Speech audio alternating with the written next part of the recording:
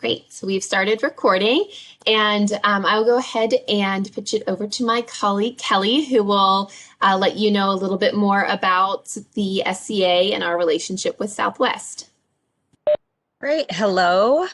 Good afternoon, everyone. Thank you for joining us. It's great to see the Southwest cohorts putting their heart in action. We love working with Southwest Airlines. The Student Conservation Association has been a partner of Southwest since 2008, so quite a while. And we are a national nonprofit whose mission is to create the next generation of conservation leaders. And we do that by placing youth in our national, state, and local parks to help meet their conservation, climate action, and historical interpretation needs of that land. And we're really excited to be here because we believe that not only youth can make a difference in climate action and contribute to conserving our planet, but also adults and people from all walks can definitely make a difference. And that's why we're here, is just to give an act of kindness and to celebrate Southwest and their 50th anniversary and birthday by doing acts of kindness for our planet. And we're excited that Southwest Airlines is pledging to do 1 million acts of kindness. And if you have not pledged to do an act of kindness, please visit southwest50.com/act of kindness and put your pledge in there. And what we will do today is just walk you through some general ways that while taking a hike, you can be kind to those in your community that are also on a trail, but also be kind to the planet as well. So thank you again for joining us. Thank you again for the thousands of tickets that you've given us and our Southwest staff and youth. The United States is such a big ecosystem, and being able to travel and see the beauty of this country and the different ways that we can help save our planet, it has been just such a gift for all of the people in our community. So thank you for that. Thank you to your customers who have donated over 6 million rapid rewards points to our organization. And then also thank you to your volunteers and your cohorts that come out and volunteer with us when we have events all across the country. So with that, I'm going to turn it over to Lucas, who will talk a little bit about how this webinar is going to work and some of the operational housekeeping items, and then we'll pitch it over to the stars, which are Thomas and Flannery. So Lucas, why don't you take it off? Thanks, Kelly. Welcome, everyone. First, to kick things off, I just want to bring up that it's been brought to my attention that you might be seeing a video in the bottom corner of your screen. That is a carryover from some testing that we did earlier this morning. You can go ahead and close that. We won't be using that video at this time. So on to some other housekeeping things. Throughout the presentation, Tom and Flannery will be asking questions to the workshop that we have here today. And we invite all of you to answer those questions via the chat box. So make sure that you have the chat box selected to type to everyone, and you can go ahead and answer and participate in that window there on the bottom right-hand corner of your screen. If you need to send a message privately to one of us, please direct all the messages to me. I'll be monitoring all chats, both public and private, and making sure that we handle any needs at that time. The other function I want to bring up is the Q&A. We'll be using the Q&A box specifically for questions about presented materials. So if you're curious to learn more or to go a deeper dive into some of the topics that Tom and Flannery talk about, please post all those questions to the Q&A box, also located in the bottom right-hand corner near the chat. Periodically throughout the workshop, I'll be popping in, say hi to Tom and Flannery, and pass those questions along for you. Also, we have built in a Q&A section at the end of this workshop, so we'll cover any leftover questions at the very end. I appreciate you all being here today, and I'll pass it off now.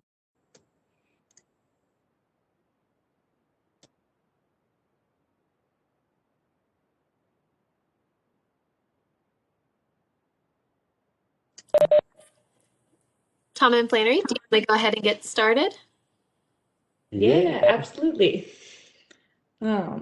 So in the name of full disclosure, we are not technological wizards, and we are having our friendly SCA host do our PowerPoint for us. Yes. So we'll get that pulled up and then we will get started. Cool. So we wanted to start this off, one, by thanking you guys again for attending. We're super excited to get to talk to you guys today, and especially about, yeah, being kind to your community while getting outdoors.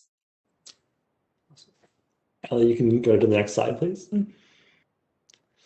Okay, so I guess first we'll start with introductions. My name is Tom, and I'm an SCA alum. I have been doing the ambassador program for a few years now, and I've had the honor and privilege of traveling to several US cities like Boston, DC, LA, with Southwest to go to these events, which has been awesome. And I've also led a few SCA crews in Chicago and out in Oregon. And as far as my current work, I work as a farm to school teacher down in Atlanta. And I work with really young elementary school kids, and we're outside in the garden for most of the day. So it's a lot of fun. Yeah, Tom will add all of the fun to this presentation. So I'm Flannery. I am Tom's roommate. That's why we are able to give this presentation sitting next to one another. And I'm also an SCA alumni. I served as a leader on a community crew in New York.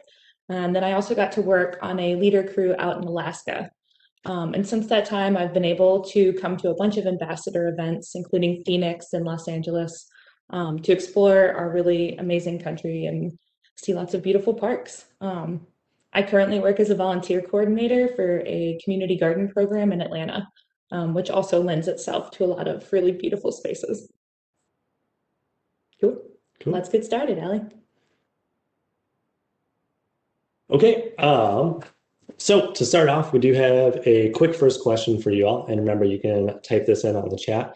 How often have you gone hiking in the past year? We just want to get to know all of the attendees here. For myself, I try to go hiking like once every 2 weeks or so. If I have the time, I'd like to go a lot more. But yeah, you want to detail yours as well? Yeah, and we use the term hiking very loosely. This could be walking on a nature trail near your home. It doesn't have to mean getting out to a national park. I try to hike at least once per week, just to retain my mental sanity. It is good for that. And yeah, if you could also drop in the chat maybe your favorite place to hike. And like Flannery was saying, it could be hiking or walking near where you live, or where you travel to.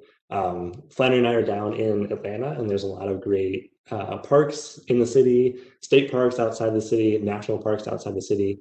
One of my favorites, which is pictured on this slide, is Red Top Mountain State Park. And I love it because I can take a mid-swim or a mid-hike swim. Yeah. Yeah, I was lucky enough to grow up just outside of the city, and we have a national park, Kennesaw Mountain National Battlefield, which SCA has served at in the past, and which I grew up hiking on a lot. Yeah.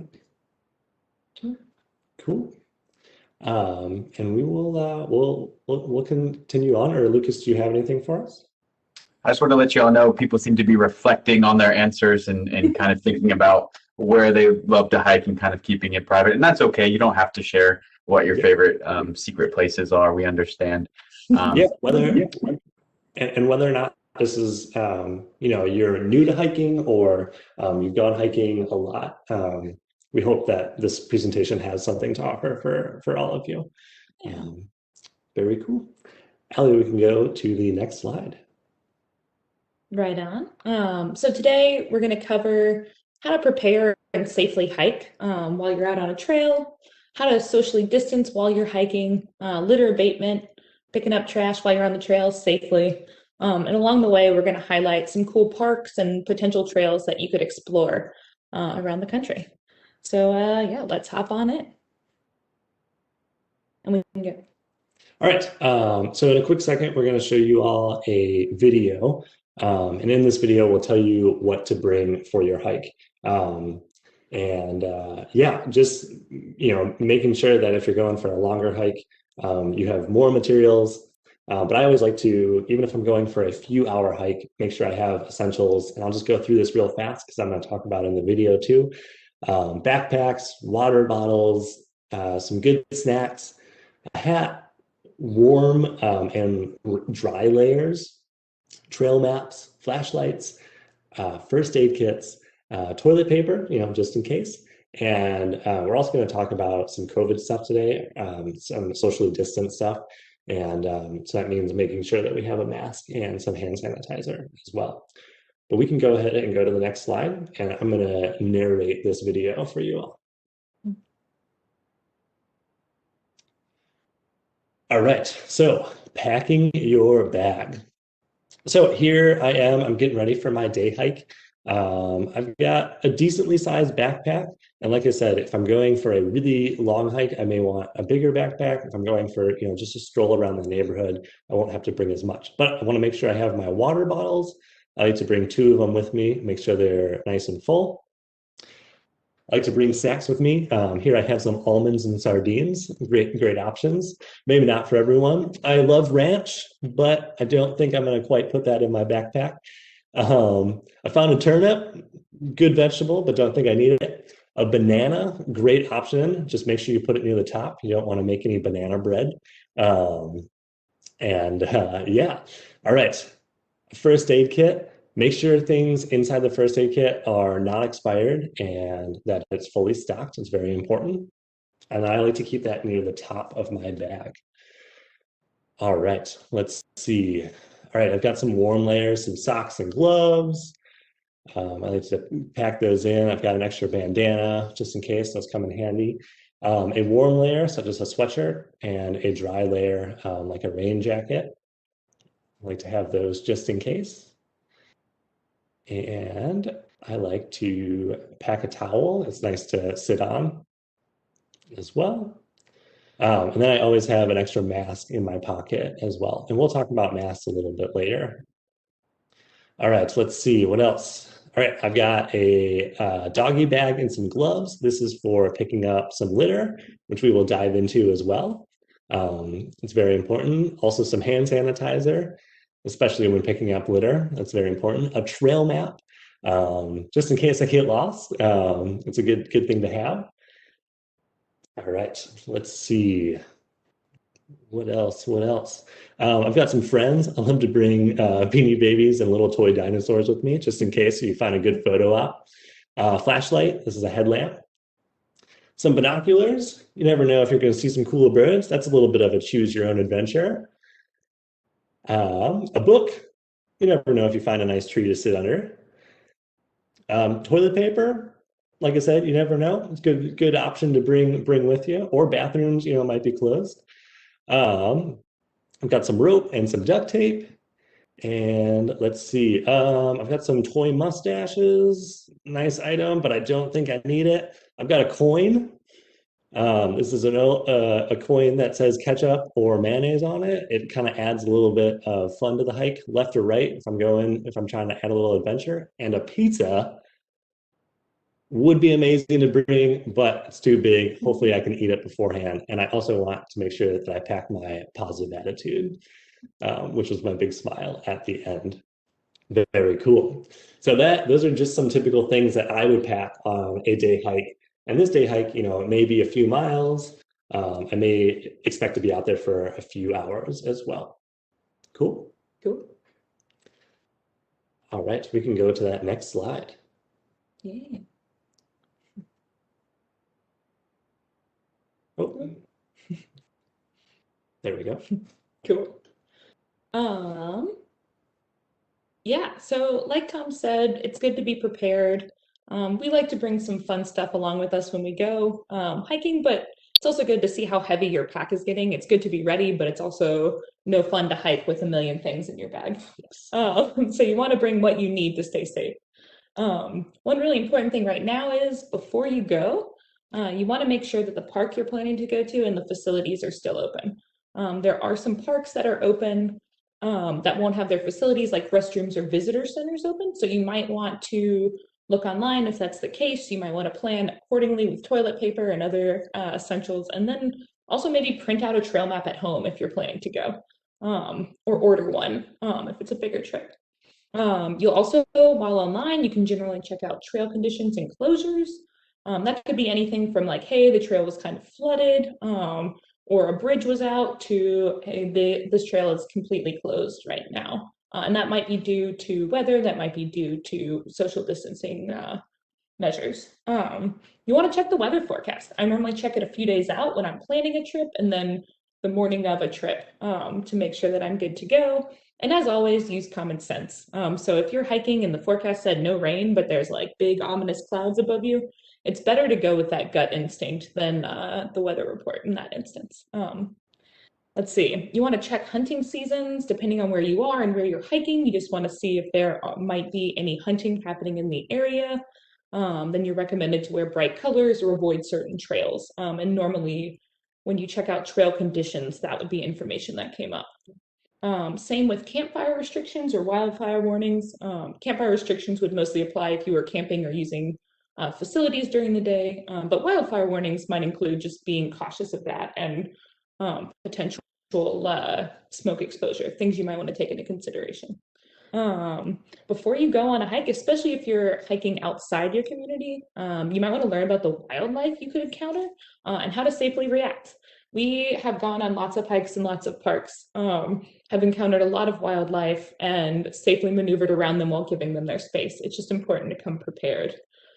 Here in Georgia, one of our biggest wildlife that we see is squirrels. So I'm still learning to make peace with them, but we're coming around. And then another important thing you can do to be prepared is to tell a friend or family member what your plan is. This is true if you're hiking alone, but also if you're hiking with other people. You'll want to let this person who's staying home know where you're going, where you plan to hike, and when you should return. It's also important to let them know when you do actually return, so your mom isn't calling you at midnight to make sure that you got back. Yes, very important. Cool. Cool. Next slide. And Tom and Flannery, I just wanted to pause for a second and revisit some of the answers to the questions that you asked earlier. Oh, cool. Yay. We do apologize. As the host, I can see the answers, so I'll go ahead and share those in the chat, and Lucas and I will be double teaming the Q&A and chat functioning. But we have people going out, ranging anywhere from to rarely, like once or twice a week, to some people going more weekly with their dogs, and then we have some fun local trails here from Trisha. She said that she goes on some city trails close to her house there. And then we also had Lori chime in and say that she likes to hike out in Cedar Hill, and that's in the Texas area. So if you keep them coming in, I can make sure to share those with the team as we go along here. Nice. Thanks for sharing. Yeah, cool spots. And then Allie, we can go, there you go. All right. So a few other considerations. Make sure you check in with yourself, just kind of do a self-check. Just because you did, a 3-mile hike, a few weeks ago doesn't mean that you are feeling the exact same. Maybe you've had a long week of work, or you're just a little bit more tired. So make sure that you are doing that self-care as well. Hydrate. Make sure you hydrate, before, during, and after a hike. If I'm planning a really big hike, or if I know that I'm going to be doing 2 hikes during the weekend, I'll try to hydrate a few days beforehand. And that's just because it takes a while for your body to build that up. If I were to just drink a few water bottles before a hike, chances are I'll just process more of that, and my body won't use all of it. So hydrating before is really important. Make an emergency plan. This could be as simple as telling a friend where you're going, or bringing a cell phone with you. This isn't meant to sound intimidating. It's just best to have a plan, especially if you're going out into a more rural area as well. But also a good idea for an urban area. If you don't mind me jumping in too, yeah. I think one thing that I normally do if I'm hiking with someone else is I let them know where my car keys are. I let them know if I have any important medication on me that I might need, or a history of anything happening. And then I also just try to know where like a local urgent care is around me, especially if I'm hiking further away from where I normally go. Yeah. Just to be prepared. And then this other one here, make sure you check park pet policies. I love hiking with furry friends, but you want to make sure that, some parks have leash laws, some parks, are a little bit more strict on dogs and everything. So it's a good thing to just do some research and check in on it. But all great stuff. Cool. All right, so we can go to that next slide. We put park pet policies just so Tom would have a tongue twister there. Yes, park pet policies. Oh, cool. So we wanted to talk a little bit about mask etiquette at parks. When you're hiking outdoors and you're hiking with someone in your bubble, it might not be necessary to wear a mask the whole time that you're hiking. But we do want to make sure that we wear a mask over our mouth and nose for the time that we're hiking around other people. So here you can see Tom doing us a favor and measuring out what 6 feet might look like with our squirrel friend Gloria. You want to make sure that you have a mask on when you need to pass other hikers within 6 feet. A lot of times for us, that looks like wearing a mask when we're closer to the trailhead, and then further away when you're a little bit less around people, being able to take that off. And we have a video to show you this. A lot of federal buildings, and I think a lot of state parks right now, are requiring you to wear a mask if you enter to use the restrooms. So you want to make sure you have one with you. And then you also want to make sure you take your mask with you when you leave. We don't want to leave more trash, and we want to make sure that we have that with us for future use if we need it. And I think we can roll video.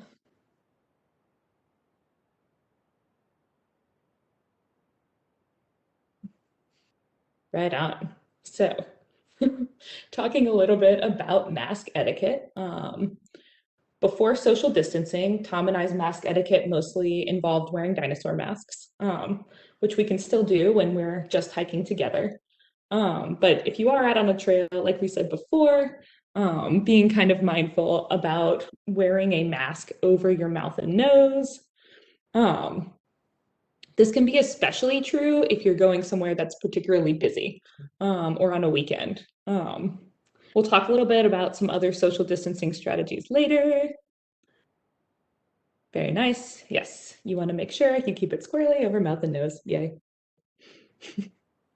So one thing we wanted to be able to talk about today, this was our COVID bubble handshake. So if you're passing someone on a trail, the important thing that you want to do is you want to make sure you put your mask over your mouth and nose, and then find a spot to step off to the side where you won't be trampling any plants or wildlife. So I found my nice spot. Tom was able to keep hiking by, and then I could continue on my way. If we were hiking on an incline, it would be best practices for me to let Tom hike by me if he was going uphill. However, if I'm hiking uphill and a group is coming downhill, it's more likely that I would step off to the side to make room for them, just because that's a little bit less trampling of natural spaces. Yay, keep nature safe for everyone. Cool. And a slow motion thumbs up.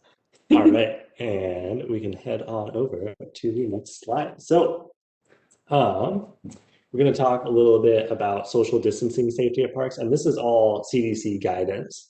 The first one would be to go earlier in the day. If you are the first one at a state park when it opens, a lot of parks are, or a local park or national park, a lot of parks are sunrise to sunset. So if you go earlier in the day, you'll tend to avoid larger crowds. And also, it's really great to pick a backup hike, do some research. Chances are there are lots of parks in the area. And if you get to one when it's really busy, just go to another one, try it out. You never know. Also, we wanted to mention that a lot of national parks and state parks are doing passes online now, so you may not have to actually go into a building and purchase something. So you can do it online, which is great. Free parks are also really great. But we did want to mention that April 17th is a free pass day for national parks, which is cool. Definitely a cool way to explore. And we also wanted to mention that park staff is very limited in a lot of local, state, and federal parks right now. So it's really great to be prepared, and a lot of these workers have a lot going on, and they're doing a great job. We included this background image. It is Rocky Mountain National Park. It is a beautiful park pretty close to Denver. And the reason that we included cars in this image, not to take away from the beautiful park itself, which is awesome, is because some parks, specifically national parks, are doing timed entry. So when you go online to sign up, you can actually sign up for a specific time slot to enter the park.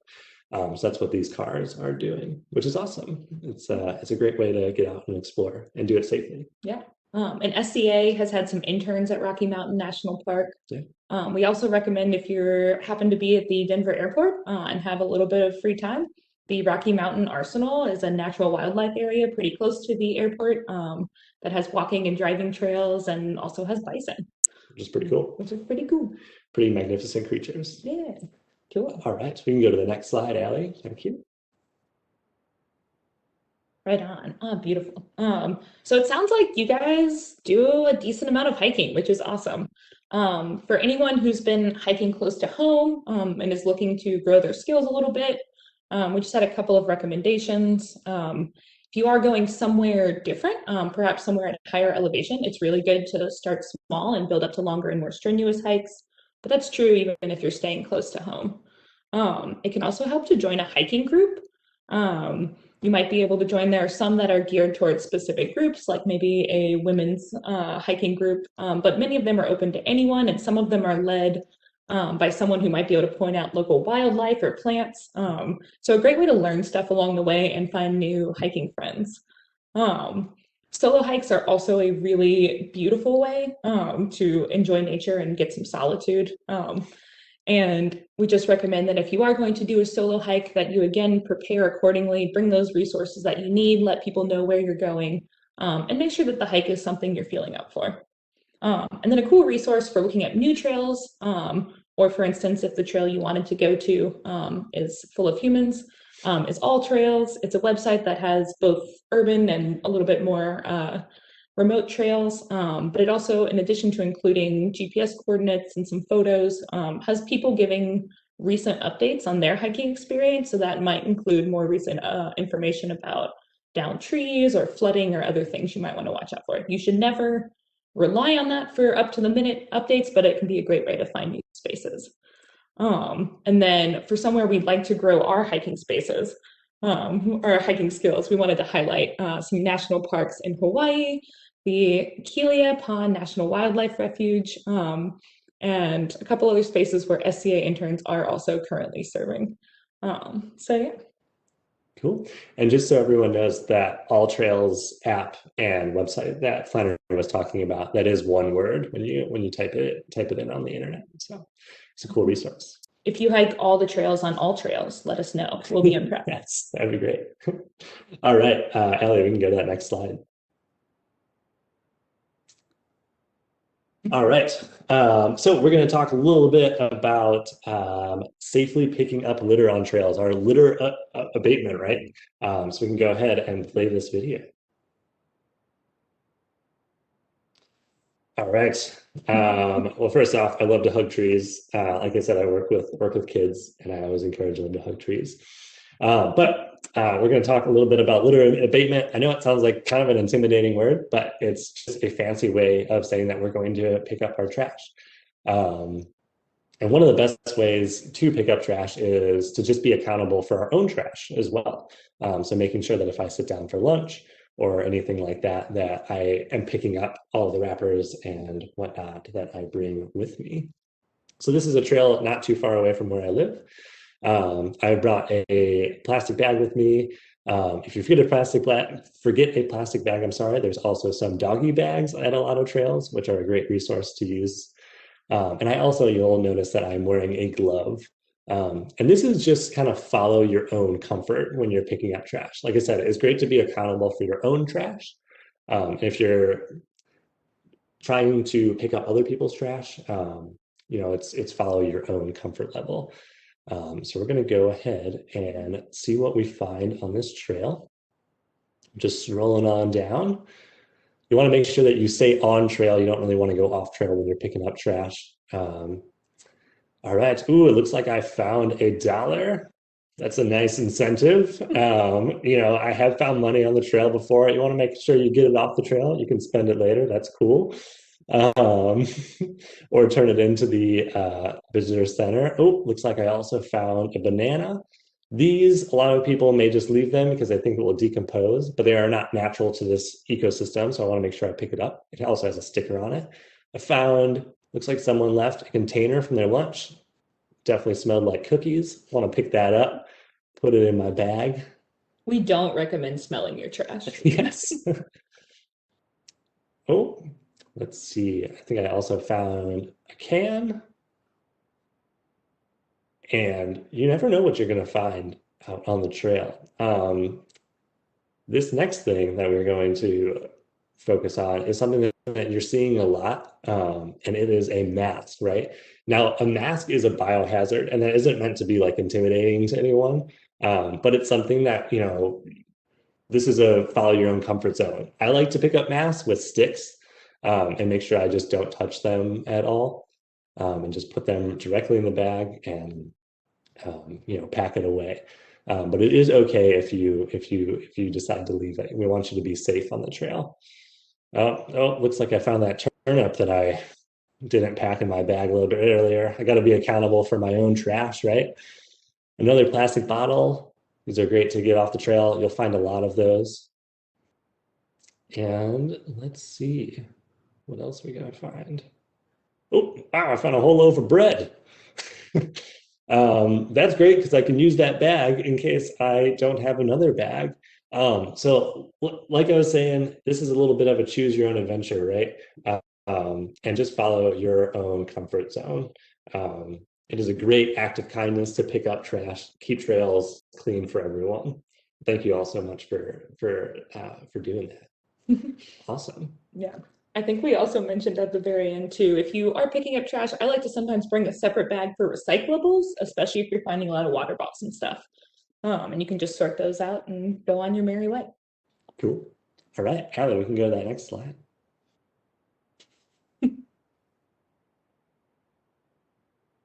Cool. Right on, right on. Cool. So we wanted to touch in the nature of picking up trash on the concept of leave no trace. So this is a topic you could explore in a lot of detail. But it's an important idea that basically emphasizes the idea that when we go into these natural spaces, that we are treading as lightly as we can. So we commonly say, take only pictures, leave only footprints. And you want to leave those footprints on the trails. You want to pack it in and pack it out. So that means that if you're bringing a granola bar in, you're bringing that wrapper back out. A lot of times, and this goes along with be accountable for your own belongings, but when you're on an SCA crew and you're sitting down to eat lunch and there's quite a few of you there together, you can make a group effort to clean up afterwards, tell everyone to come back with, 2 pieces of trash they might have left. And I try really hard not to leave even remnants of human food when I'm hiking. Like I said, in Georgia, we have a lot of squirrels, and enticing them with things like bananas and granola bars is probably not in our favor. When you're hiking, you want to stay on marked trails, like we said. If you need to step out of the way, we'll continue to emphasize you want to look for a space where there's little vegetation or wildlife. And then if you are going to kind of help with that leave no trace principle, the next step is bringing along a trash bag and gloves and helping pick up after others, again, to your comfort level. We wanted to highlight here, we can see Yellowstone National Park, which is America's oldest national park, and also one of its most visited. It's a beautiful space, but because of the sheer volume of humans coming through there every year, it's a place that's really susceptible to damage. And so in addition to following all of these principles, if you do happen to visit Yellowstone, maybe check out trails that are less traveled if you're comfortable with that. There's a main road that goes through the park that has really high traffic. But if you get back and go for hikes, there tend to be a lot less people and space that is less likely to get trampled and overused. So all just considerations. And it's not too far if you fly into Bozeman. Yes. Which is great. Cool. All right, Allie, we can go ahead and go to that next slide. Bye, Bison. And really fast, I just wanted to touch on this. Social trails, this is part of LNT, which means leave no trace. You can see here the bigger trail is meant for walking. That little trail off to the side is where lots of people have taken shortcuts. And so trails are meant to keep people on them, and they're meant to protect the wildlife around them, and that includes all the plants and everything. So we want you to stay on marked trails, and you all can definitely set a great example by staying on these marked trails and trying not to go on social trails. Cool. Do we have a Lucas? Yeah. All right. We got a question that came through. While you were talking about trash and all the tools that can be used to help pick them up, someone asked where the best place or where you might recommend to get trash pickers, and do you recommend washing them or anything beforehand or in between? Ooh, that's a great question. So I don't have like a preferred place to get a trash picker. I've gotten one online. I've also found a couple like at the Dollar Tree. They're not as high quality, but they work for the task you're doing. I also think what's really important for me is having gloves, and I do wash those in between use. Yeah, and I have bought trash pickers at local hardware stores as well. But if you cannot pick those up, you can also get creative with like two sticks, like a yes. But yes, definitely follow your own comfort zone on that. Thank you for the question. One thing we mentioned later, but we can go ahead and mention it now because it kind of applies, is you can consider looking into a lot of local parks and national parks have work days, either through the park itself or a Friends of the Park group. That might be a cool way to get out. And a lot of times those groups will have their own supplies that you can use while you're helping in that work day. And then as far as cleaning them, I definitely do clean them as well. I just take like a wipe or something and wipe them down, or soap and water is a great thing as well. Cool. And Tom and Flannery, we had Jerry note that he buys his from Home Depot. Cool. Right Yeah, on. that's a great place to go to. Awesome. All right, and we can go to that next slide. All right, so this is part of LNT as well. These next two videos are a little bit silly. We can go ahead and just play them, Allie. This is part of LNT is respecting the wildlife and also respecting other people on the trail. So we just like to say, get those tunes out in the parking lot. Make sure that you're not bringing that music with you on the trail. But if you are, Allie, you can go ahead and go to the next slide. We have really good dance moves. If you are going to bring it on the trail, and this is something that I do as well, you can just bring some headphones to you with you as well. Just you can blast music in your headphones or in your car. You just want to respect the wildlife and other people hiking out there as well. So you just don't want to blast music out on the trail. Yeah, it's also important to notice when you're working to socially distance, if you're around other people and hiking, you might not be able to hear people coming up behind you with headphones in. I like to do the one headphone in, one headphone out. That also helps keep me aware of wildlife. But here we were rocking out to some Mozart, public domain. Cool. We can go to that next slide.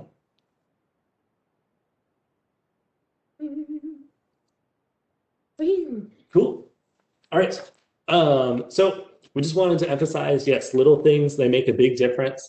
I told you all I work with little kids. I like to tell them, anytime we're outside, we're planting positivity or we are throwing sunshine. And I like to say that because acts of kindness are contagious, right? Someone's smile is contagious. Being kind to others and to the earth. If someone sees you picking up trash, they might be like, oh, wow, that's a good idea. Or maybe a kid sees you picking up trash and that makes like the biggest difference to them. It's like such a cool example. And just one piece of trash makes a big difference. A lot of times we cannot see all of the trash that's out there. So if you see it and you are comfortable picking it up, that just helps the bigger picture as well. And as Flannery mentioned earlier, there are lots of cleanup groups, lots of volunteer events, like this one in the background here. This was an SCA event in Houston, where they did some great work. Yeah. Cool. All right, we can go to that next slide. Yeah. Woohoo!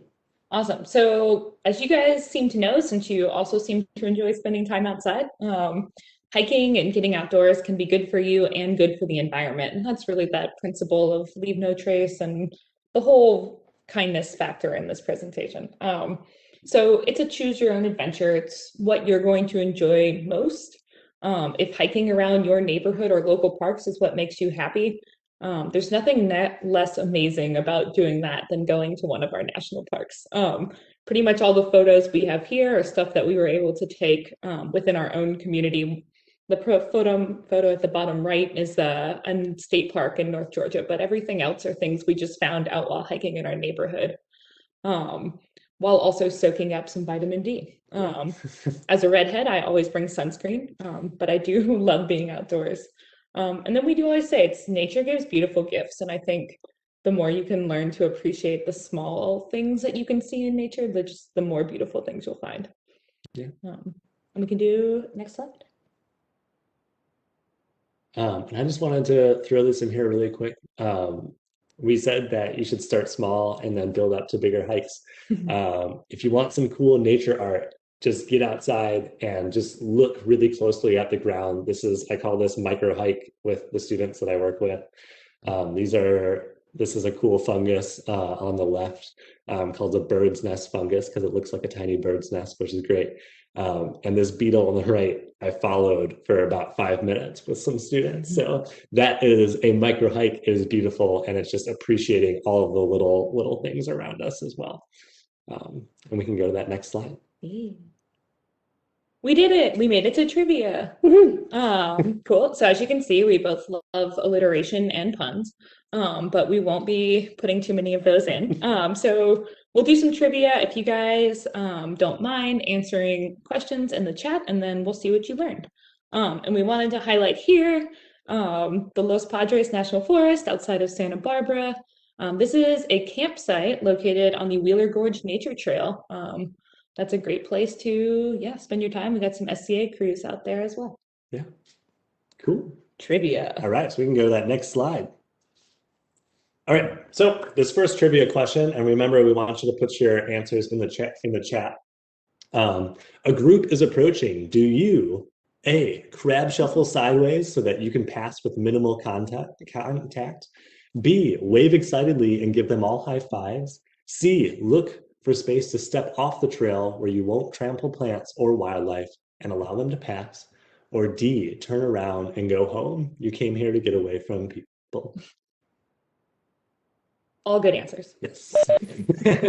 So we got a couple of, so far C is the popular answer. Right Yes. on. Yes, that's also lots our of C's preferred coming answer. in.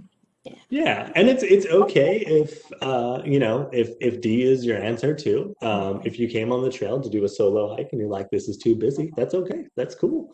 Yeah. It's also okay to wave excitedly, but we don't endorse high fives right now. Yes. Hopefully soon. You want to Except keep your friends. Yes, you want to keep it socially distanced. All right, we can go to that next slide. Nice job. Cool. So, scenario 2. You arrive at a trailhead and the parking lot is full. Do you A, squeeze your car into a tiny spot that's only partially blocking the trail? B, park on the road outside the parking lot? C, go to your backup hiking spot, knowing that a full parking lot means it will be hard to socially distance? Or D, drive home and take an Uber?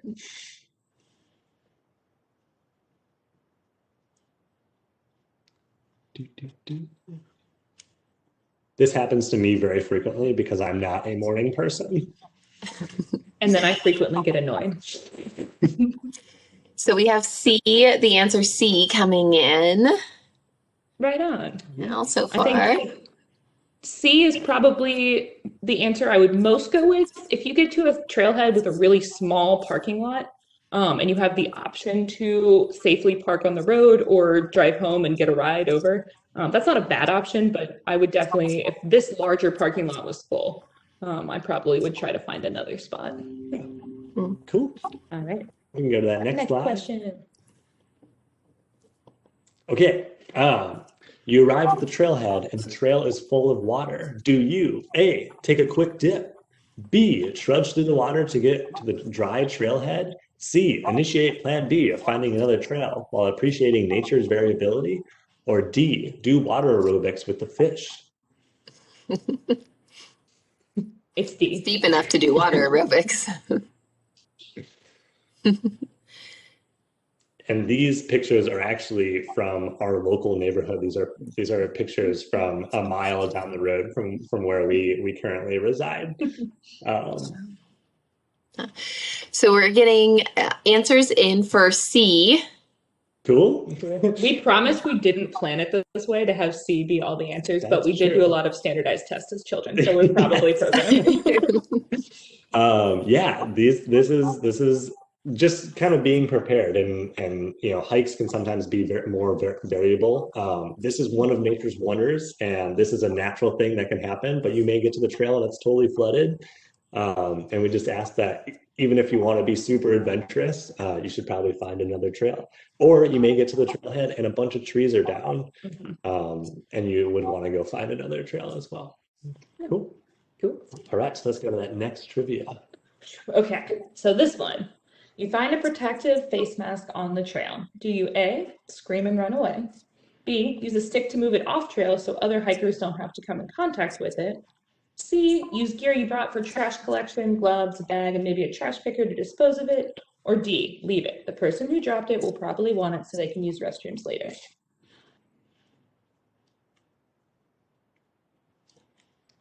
Getting the answer C in. All right. Cool. Yeah, I think this was, like Tom said earlier, one of those choose your own adventure ones. For us, I think if we were properly prepared, we'd want to do C, bringing our gear and picking it up.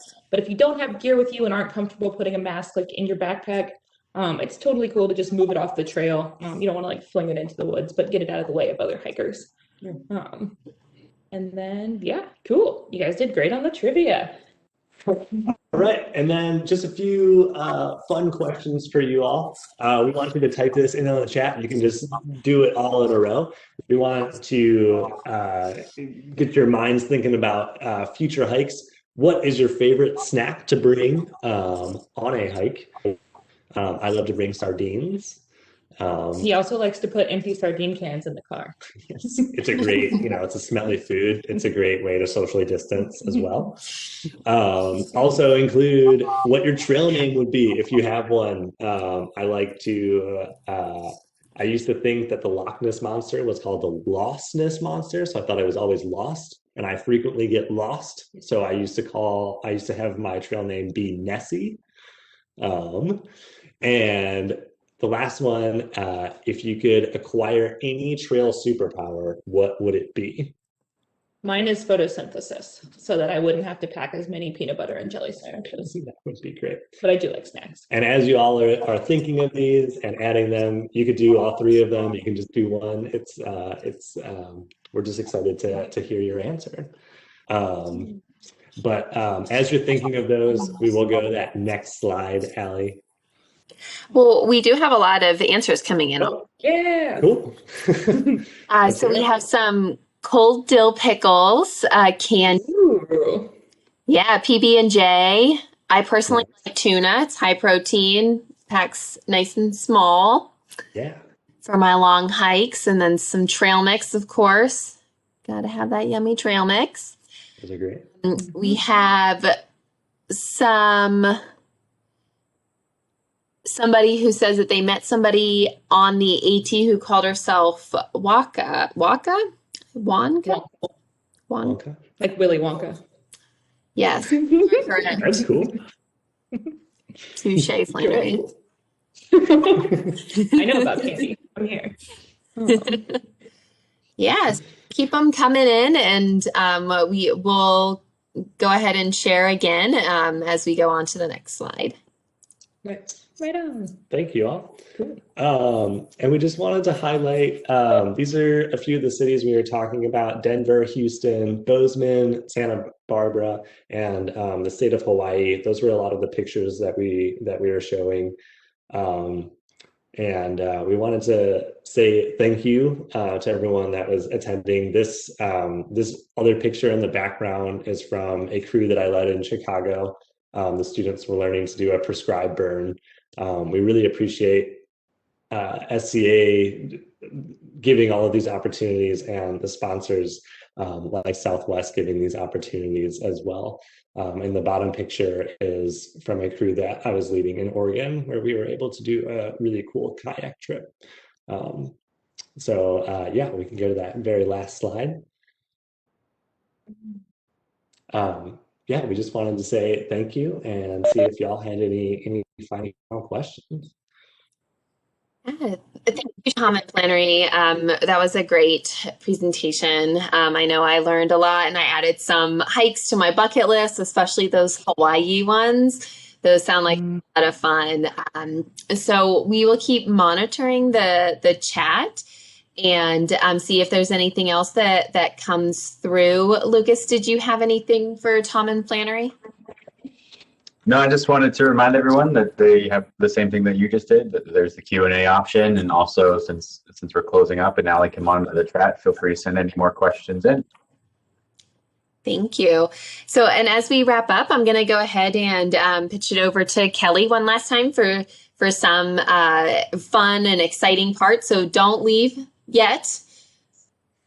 And Okay, and yeah, thank you, Allie, and thank you for joining. We have a prize that we wanted to distribute to a lucky participant in this this webinar. So please stay on because we're going to select the winner right now, so you can find out who that's going to be. So first, I'll go ahead and I'll ask our guest speakers, Thomas and Flannery, one of you all, to say to kind of say stop and that will be our winner. So just let me know when you're ready to stop. I say stop.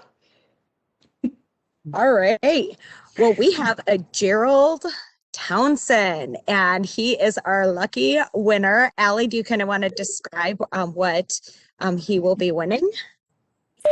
Yeah, so we have a little SCA swag package that we'll be sending your way, Gerald. So if you could message me privately, then we can get your address and send that over your way. There'll be a fun, cool stuff that you can use on the trail, an SCA travel mug for yourself and a reusable utensil kit so that you can take that out on the trail next time you're out there and be able to use that, especially if you, when it's safe and you're out traveling again with Southwest Airlines, that you can have those things in your back pocket or in your backpack to be able to utilize those. Yes, and we want to thank all the folks at Southwest that helped make this happen, specifically Anna for doing this and hosting that, and all the cohorts that we work with along the way. Thank you, Thomas and Flannery, for all your work doing this. This was a fun and funny presentation. I was definitely got my chuckles in today watching this. So thank you so much. And Allie and Lucas and all the folks at Southwest. Happy 50th birthday. Happy Earth Month. We're excited to hear stories about how you're showing kindness in nature these next couple weeks. So please continue to share that. Is there anything else that anyone would like to say? We just had a couple of messages coming through that cool. Participants saying thank you and happy Earth Month. So thank you all again for hosting, and we will look forward to sharing this content on our SCA Southwest webpage coming up here. So I'm sure that the Southwest team will be sending more info about that in the coming days. All right. Well, thank you, everyone. Thank you.